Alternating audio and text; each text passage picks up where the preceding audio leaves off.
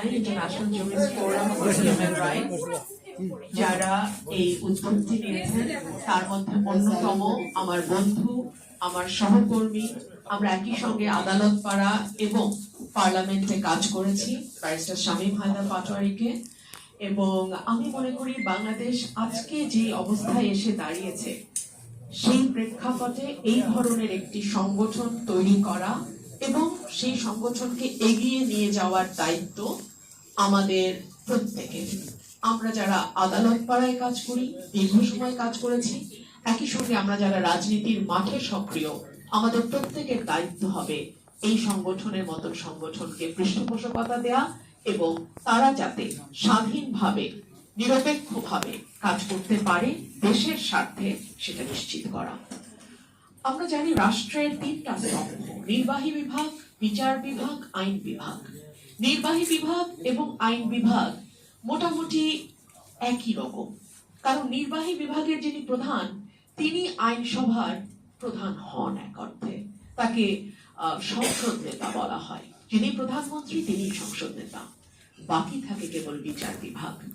এবং সে কারণেই দেখা যায় নির্বাহী বিভাগ বলেন আর রাজনৈতিক দল বলেন, তাদের প্রধান লক্ষ্য থাকে কি করে বিচার বিভাগের উপর পূর্ণ কর্তৃত্ব প্রতিষ্ঠা করা যায়। বিশেষ করে 2000 সালের পর থেকে, এবং আরো প্রিসাইসলি বলতে গেলে 2014 পর থেকে, আমরা বিচার বিভাগকে চরমভাবে রাজনীতিকরণ করা দেখেছি। কিন্তু তার আগের অবস্থা যে ভালো ছিল তাও কিন্তু নয়। ধরুন, মাজদার হোসেন মামলায় বিচার বিভাগের স্বাধীনতার যেই ধারণা দেয়া হয়েছে, যে পদক্ষেপের কথা বলা হয়েছে, সেটা রায় বের হয়েছে 1999 সালে। তখন আওয়ামী লীগ সরকার ক্ষমতায়। এরপরে 2001 সালে নির্বাচন হলো, বিএনপি ক্ষমতায় আসলো। তারা কিন্তু প্রমিস করেছিল মাজদার হোসেন মামলার রায় তারা বাস্তবায়ন করবে। তারা সেই মামলার রায় বাস্তবায়ন করে নাই। 2001 থেকে 6 বিএনপি সরকারের সময় বিচার বিভাগ স্বাধীনতার জন্য যে পদক্ষেপগুলো নেওয়ার কথা বলা হয়েছিল সেগুলো নেওয়া হয়নি। 2007 সালে যখন 1/11 সরকার আসলো, অর্থাৎ যে অন্তর্বর্তীকালীন সরকার, অরাজনৈতিক সরকার, তারা কিছু কিছু পদক্ষেপ নিল বিচার বিভাগকে স্বাধীন করার। এরপরে পার হলো আরো 17 বছর। বিচার বিভাগকে আরো বেশি রাজনীতিকীকরণ করা আমরা দেখলাম।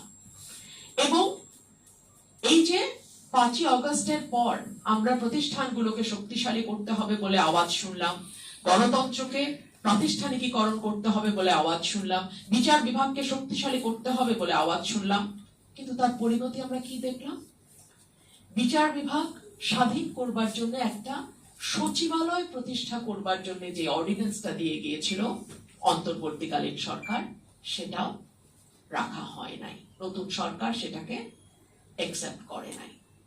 আমরা দেখলাম উচ্চ আদালতে বিচারক নিয়োগের জন্য আইন করার কথা দীর্ঘদিন ধরে আলোচনায় আসছে, কিন্তু আজ পর্যন্ত কোন সরকারকে উচ্চ আদালতের বিচারক নিয়োগে আইন করবার ব্যাপারে আগ্রহী হতে দেখা গেল না।